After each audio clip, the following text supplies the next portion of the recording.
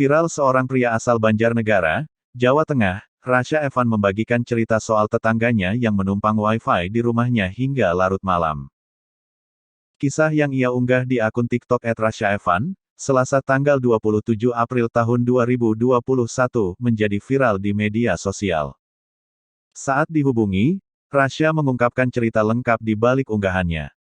Ia merekam video tetangga yang menumpang Wi-Fi di rumahnya itu pada tanggal 27 April tahun 2021. Dirinya berujar, aksi tetangganya yang menumpang Wi-Fi itu sudah dilakukan sejak 3 bulan lalu. Numpang Wi-Fi sejak 3 bulan terakhir setelah saya pasang Wi-Fi, ujarnya kepada Tribun News, Senin, tanggal 7 Juni tahun 2021.